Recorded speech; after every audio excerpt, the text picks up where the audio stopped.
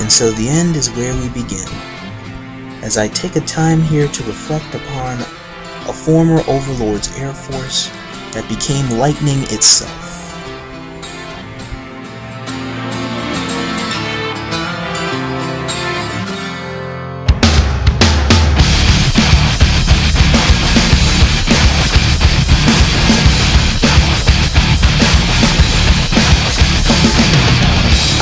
Everything you wanted, I am the one who's haunting you. I am the eyes inside of you, stare back at you. There's nothing left to lose. There's nothing left to prove. Surrender your love, it's all you can do. Yeah. What you got, what you want, what you need, gonna be your savior. Everything's gonna crash and break, but I know, yeah, I know. What you got, what you want, what you need, gonna be your savior. Everything's gonna crash and break, your savior.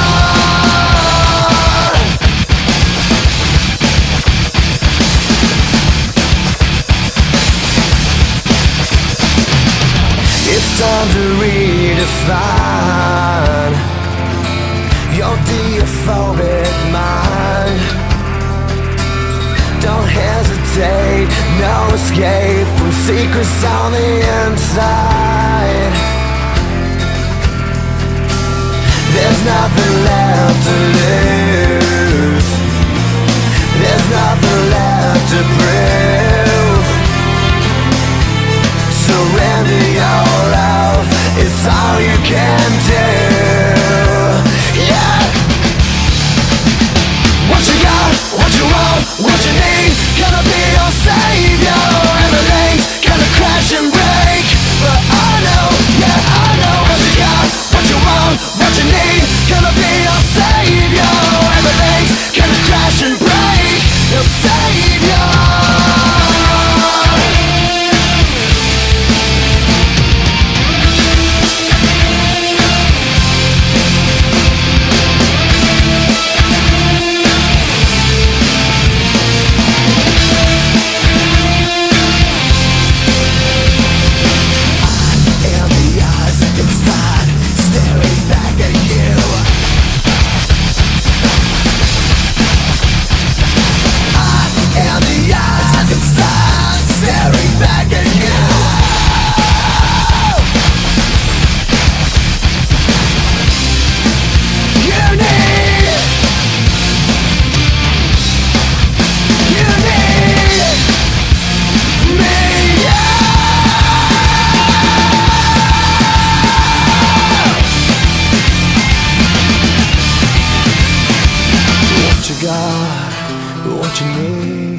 Hey there, welcome to the origin story about the Lightning Strike Coalition clan, better known as L.S.C.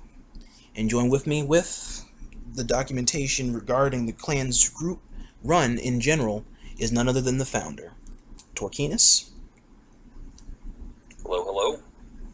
So tell us about L.S.C. When was L.S.C. first formed? The clan itself was formed in April of 2014. Its history went back a little bit further than that because most of the original members were in the Elite Overlords, or EO, and we were part of the what was called the EO Air Force, which was primarily scientists, obviously, and we had been together in that group for probably about 5 or 6 months before that. Okay. Was LSC known by any other name before it became Lightning Strike Coalition? No, that was the name that we ultimately settled on. Danicky85, who was one of the founding members as well, that was his suggestion. We had tossed around a couple of other ideas for names, like Terror Cons was another one, and then just a few others that I can't remember. But that was the one that we ultimately went with because pretty much every clan had a 3-letter acronym, and that's what we wanted to. Okay. I won't lie, the 3-letter acronyms will usually try to seal the deal. Yeah. short of Pride of Festoon, but you can't exactly call yourself POV. No, that wouldn't that wouldn't sound quite as good, would it? No, because then when you see POV, it would be like POV, like point of view. Yeah, yeah, When you think about it, when you hear it, and then when you see it, it wouldn't add up. yeah. And then who are the initial members? Well, the people that we would consider the founding members of the group were myself, Ismeno, Dolphin Boy 200, Pray for Your Life, Danicky 85, MZ, and Lord Starscream. Wow. And we picked up a couple of people after that, like Mr. Green 75, Polo/18, Couch Potato, and GUBBALA. And that right there is what we consider the original classic LSC lineup. Damn. Yeah, that's good. What about your first clan battles? Okay, well, our first clan battle was against WCW, War Crying Warlocks, which was actually pretty appropriate because most of the core members of LSC had first really worked together as a team in a clan battle for EO against WCW. The only person for EO who was in that clan battle that didn't go on to join LSC was Iron the Hedgehog. But otherwise, it was myself, Ismeno, Danicky, Pray for Your Life, and Dolphin Boy in that clan battle. So it was really good to actually be able to play against a group that we had already sort of had an established relationship with. And of course, WCW was one of the biggest names, if not the biggest name, in the clan scene at the time. Okay. And the battle itself wound up being a victory. It was back in the day when 5-round clan battles were the norm versus 3 rounds, which is what we have today. We did win all 5 rounds, so obviously we were very proud of ourselves for that. Our second clan battle took place like a couple of weeks later, maybe, and that was against the Outlaws of Kaon, OOK. And that had some members in it like Jedi Saber, Snakes and Arrows, Cub Bolt Pen, a few other really, really good players from that era.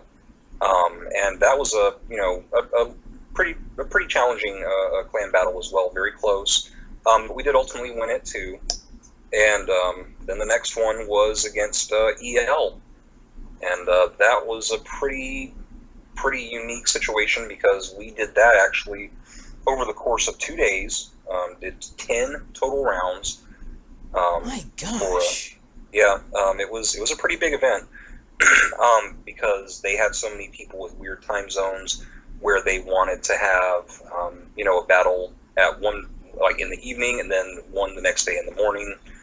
And we did 5 and 5. The first one wound up being a tie. And then the second one the next day, EL won 3-1. So they won 3 rounds, we won 1, and there was 1 tie.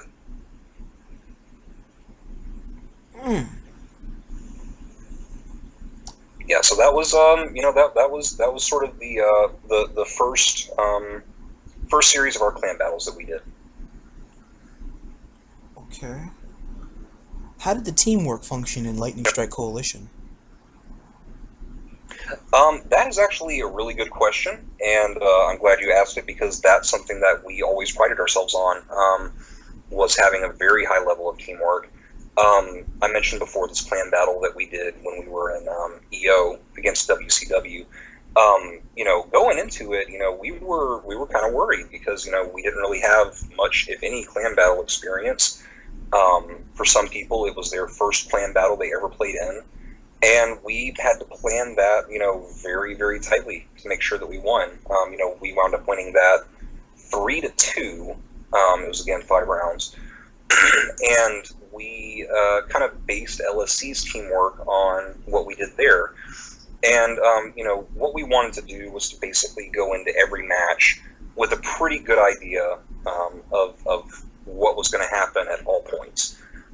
So, we were all experienced players, all been around the block a while, and we looked at what worked and tried to make that better and got rid of what didn't work.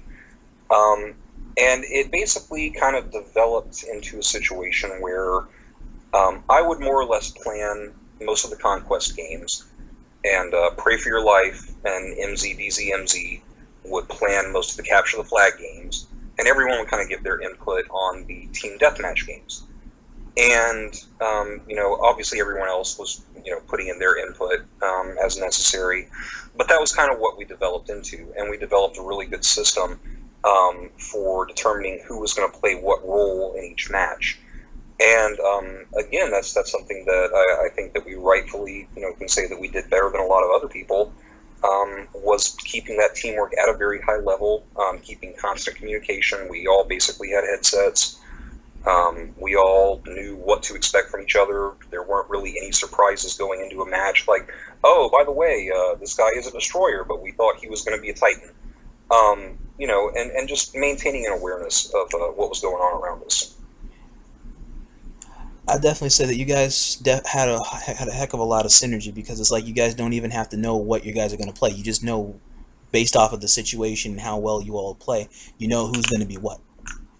Yeah, and part of that was the fact that we had all played together, in public matches or whatever else, for so long before that. Like as Minnow and I, for example, we've been playing together, or had been playing together since a few months after the game came out. Danicky and I played together for a very long time. Prey and MZ played together for a long time. Obviously, the guys from KMM like Lord Starscream and Mr. Green, GUBBALA, Polo Slash, they all played together for a very long time. So it was really easy for everyone to kind of fall into a good groove, because no one was really out of place. No one was confused about what anyone else was going to be doing. And we just carried that through. Okay. What was the toughest clan battles? Although I'm pretty sure I got, from what you explained earlier with the EL thing, I mean, that's not a clan battle. That was what sounded like a clan war. Yeah, I mean, that's kind of what it was. That one obviously was very tough for a few reasons. How do I describe this? In the first one, which was the one where we tied, we both won 2, and then we tied 1. That one was tough because the one that we tied, we were very close to winning. It was a capture the flag, as a matter of fact. And if a couple of things had gone a slightly different way, we would have won that, and we would have won the overall clan battle. Then the next day, EL really ramped it up to the next level. They brought out the big guns. Not that they didn't have the big guns in the previous event, but Meg was up in the ante. Yeah, they really did, because I mean, when you have Numpties and Star Wars Boy and Z Dash and everyone else all in one match, that's pretty tough to go up against that. No matter how good your group is, you're going to struggle. And we did, and to some extent, there's other stuff involving that clan battle that I won't really get into, like behind the scenes crap that is whatever. But regardless, they did still win that. That obviously was a very tough one. The first clan battle that we did with PF was pretty difficult, because our level of organization kind of failed us a little bit there. We were not as on point as we should have been. It started off looking like it was going to be basically a tie, but then they wound up winning it. And surprisingly, our clan battle against ACW last year was really tough. They did have some help from AB. He was in that clan battle, kind of helping him out, just training him a little bit, and definitely showed. It was one of the closest conquest games we've ever had. I want to say that it was ultimately like 400 to 360 or something like that, very close. Which when that's our our standard mode, the one that we feel like we almost always reliably win, getting it that close, that was pretty tough. But yeah, I would say those are probably the hardest ones that we've ever done. Okay. And when Lightning Strike Coalition came to an end, you guys' last clan battle, and what were your thoughts on it? Well, we really have what I guess you could consider two final clan battles. We had the one with Nemesis, and that was going to be a 3-round. Or no, it was a 3-round. And we did win all 3 rounds, I believe. We either won 2 or 3, I don't remember. And, nobody knew at that time that was going to be our last clan battle. But, it was a good, satisfying victory because, obviously Nemesis is the successor of DMG for the most part. And, we had a good relationship with DMG, had a lot of great clan battles with them. They played at very high level, so, we enjoyed that challenge. But then I guess really the last one that we attempted was with Tact, where we did that 1 round, and then we both had to leave, Remy and myself, for personal reasons. And, fully intended to finish it, but then it just never happened. Time kind of got away. What's that? I know, and time kind of just got away from us. Yeah, I know, and I regret that we never finished it. We had every intention of doing so, but no one at that time knew that was going to be it. That was going to be the last time that our group rolled out together under that name. Yeah, until MZ made the announcement about L.S.C's status on there, that's why I just had to just kick back in my chair when I was reading that. I'm just like, damn, that's really it. Yeah, and it's something, we've gone on, hiatuses before, and it's not anything unusual, but, this one was at such a time where everyone had a million different things going on, and it just did not seem likely that we were going to be able to get back together and do anything as a group, at least not the same group. It would have required picking up more people, and ultimately we just didn't go that route. Understandable. When life takes hold, you got to do what you got to do. Yeah, and that's pretty much what we've done. Video games come second, but that doesn't mean that you don't need to lose contact with the people that you made along the way. No, absolutely not. And we all still keep in touch. We talk to each other, pretty frequently, almost every day in a lot of instances. But just kind of reached a point where I couldn't really devote the time to it anymore. MZ couldn't. He has a lot of stuff going on in real life. A few others, don't even have PlayStation 3s anymore. Excuse me. So that obviously kind of puts a little bit of a wrench in the cogs there. But it was it was awesome while it lasted. Just unfortunately, vanished at the end. Okay. But it didn't vanish completely, as you guys are still in the community and here and there. Oh, absolutely. I'll still, give my input, on certain issues. And most of the members do still play. I just, personally don't have a whole lot of time for it. And as I alluded to in another video, my controller's broken, so I really can't play. And right now, I don't feel like buying another controller. So that's where I'm at. Fair enough. You gotta wait for GameStop to have a good sale in order to find something decent. Yeah. Or just use the PlayStation 3 remote and then just kick back and let it be. That's really all you can do. At this point, it's, doesn't stay on for very long. So it's great for playing Netflix and DVDs. That's what it does now. Fair enough. And your thoughts on the members going to newer opportunities?